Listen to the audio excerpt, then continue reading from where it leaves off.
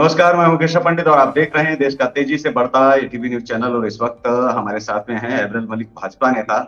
थोड़ी देर पहले बयान आया दिग्विजय का और उन्होंने कहा है कि राजनीति में नहीं होनी चाहिए, लेकिन उसके बावजूद भी उन्होंने बयान दिया और कहा कि रेल मंत्री को इस्तीफा दे देना चाहिए।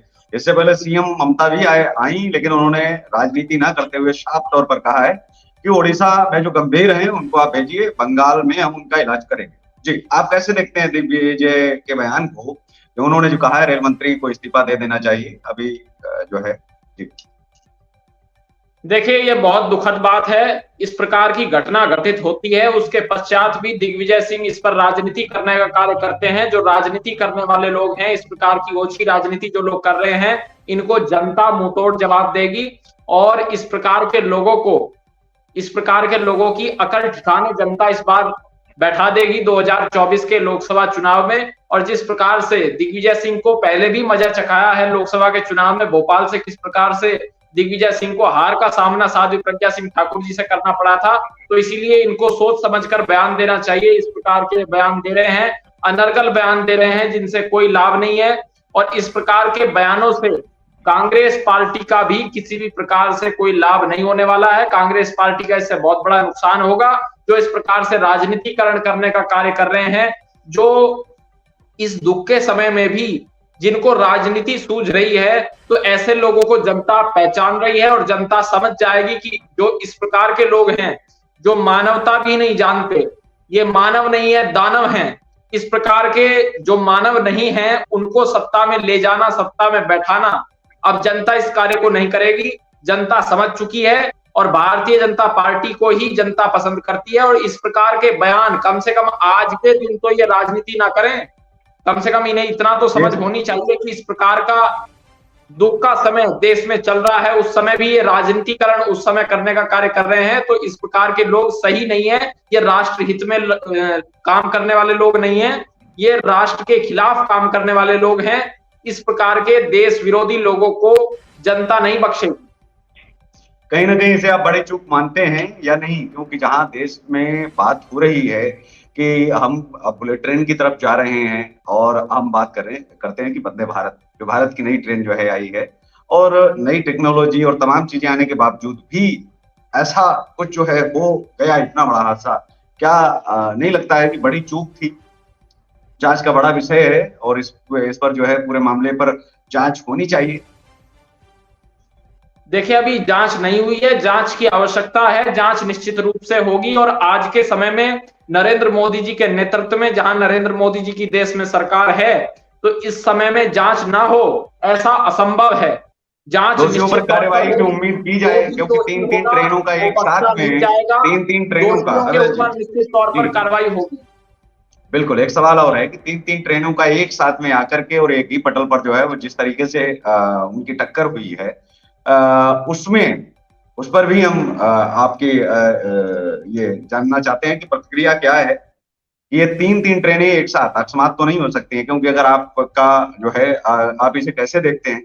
जी, चूक हुई है, निश्चित रूप से ये चूक हुई है और जो लोग इसके लिए जिम्मेदार हैं उनके ऊपर निश्चित रूप से कार्रवाई की जाएगी, उनके खिलाफ कार्रवाई की जाएगी। और जिस प्रकार से कांग्रेस पार्टी इस दुख के समय में भी राजनीति करने का प्रयास कर रही है, इसका राजनीतिक लाभ उठाने का प्रयास कर रही है, तो ये बिल्कुल गलत है। इस प्रकार से नहीं करना चाहिए। और मैं मानता हूं कि आज के समय में जनता देख रही है कि कौन मानवता से पेश आ रहा है और कौन इस घटना का राजनीतिकरण कर रहा है। आप देख सकते हैं सरकार किस प्रकार से, सरकार के द्वारा कार्य किया जा रहा है और त्वरित एकदम सरकार के द्वारा जिस प्रकार से जो भी दोषी होगा उसके ऊपर कार्रवाई की जाएगी। जो आपने जांच की बात कही है, तो जांच होना तो स्वाभाविक है और जांच इतने बड़े मामले की तो निश्चित रूप से होगी। और आज के समय में नरेंद्र मोदी जी की सरकार है, तो मोदी जी की सरकार में कोई भी दोषी बच जाए ऐसा कभी नहीं हो सकता। कोई भी दोषी हो, चाहे वो कितना भी बड़ा हो, कितने भी बड़े पद पर हो, वो बख्शा नहीं जाएगा। ये आपके एटीवी न्यूज चैनल के माध्यम से मैं देश की जनता को स्पष्ट कर देना चाहता हूं।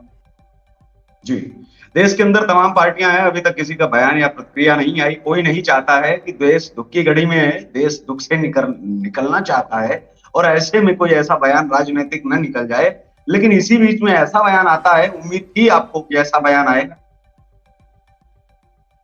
देखिए, निश्चित रूप से दिग्विजय सिंह की जहां तक आप बात कर रहे हैं, तो दिग्विजय सिंह से ऐसी ही उम्मीद की जा सकती है, इससे अच्छी उम्मीद कभी उनसे की भी नहीं जा सकती। जिस प्रकार के कृत्य उनके द्वारा लगातार किए जाते रहे हैं, तो उसमें आप देख भी सकते हैं जिस प्रकार से ये कांग्रेसी लोग हैं, ये कांग्रेसी लोग हिंदू आतंकवाद बता सकते हैं, हिंदुओं को आतंकवादी कह सकते हैं।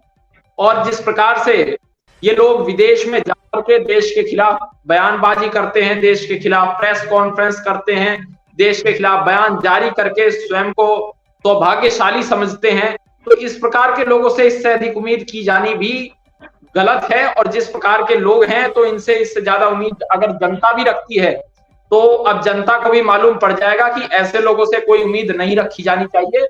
यदि ऐसे लोगों से उम्मीद रखेंगे, ऐसे लोगों को यदि जिताकर संसद भेजेंगे, तो इस देश का विनाश तय है, क्योंकि इन्होंने 70 सालों तक जो लूटने की प्रक्रिया चलाई और आज भी लूट रहे हैं, कई राज्यों में आज भी लूट रहे हैं। जिस प्रकार से ये लूट तंत्र चला रहे हैं, चाहे वो छत्तीसगढ़ हो, राजस्थान हो, या फिर मिली-जुली इनकी जहां पर सरकारें हैं, बिहार हो, झारखंड हो, और जिस प्रकार से कर्नाटक में इन्होंने लूट तंत्र अपना प्रारंभ किया है, तो इनको पैसा चाहिए। ये केवल लेकिन पैसा लगता है आपको कि इन पीड़ितों के साथ में जहां जब बलात्कार की पीड़िताओं में जातियां खोज करके उनके घर जाने वाले लोग, आपको लगता है कि इस दुख की घड़ी में अभी या फिर बाद में इन पीड़ितों के घर में जाएंगे, उनको जो है ढांढस बंधाने के लिए, आपको लगता है, या उनमें फिर जातियां ढूंढ करके जाएंगे?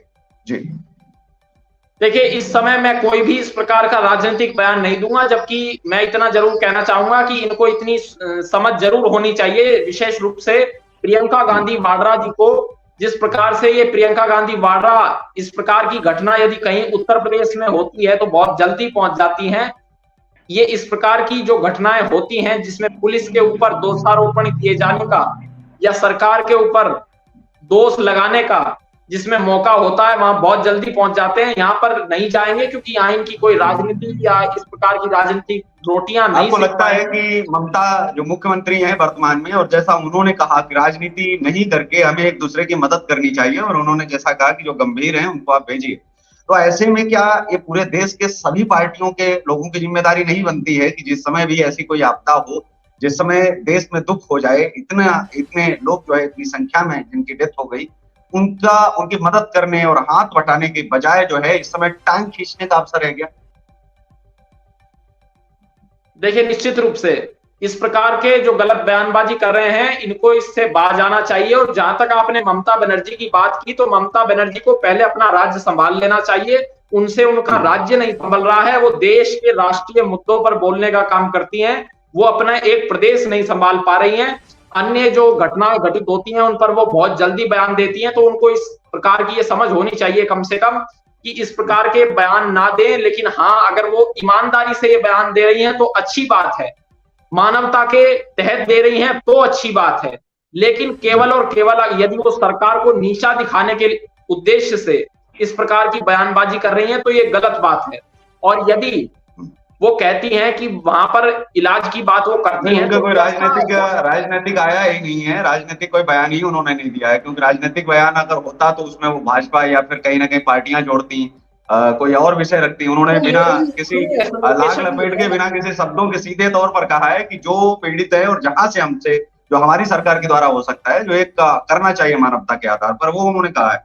जी देखिए, मैं आपको बता देता हूं, अगर वो इस प्रकार की मानवता के आधार पर कह रही हैं, तो मैंने पहले ही कह दिया वो स्वागत योग्य है। लेकिन अगर वो इस प्रकार की बात कहती है, तो मैं उनसे ये भी जानना चाहूंगा कि किस प्रकार का इंफ्रास्ट्रक्चर उन्होंने खड़ा किया हुआ है पश्चिम बंगाल के अंदर, चाहे वो आपका भी तो इस समय नहीं, ये तो आपका भी बयान जो है, आपका भी ये लगेगा कि आपको लगता है कि बंगाल पीछे है, ज्यादा पिछड़ा है।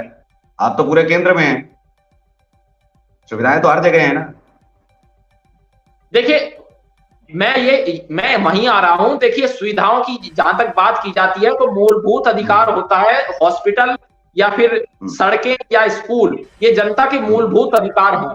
यदि मूलभूत अधिकार भी सरकार पूरा ना कर पाए, तो उससे निकम्मी सरकार नहीं है। और ये मूलभूत अधिकार जो सरकार पूरे कर दे। चलिए, जब इन बयानों पर आएंगे तब भी जो है चर्चा करेंगे, लेकिन आज का विषय यही था कि दिग्विजय ने जो बयान दिया है, क्या उससे आप कितना सहमत हैं, आप क्या मानते हैं कि ऐसे समय में ऐसे बयान आने चाहिए?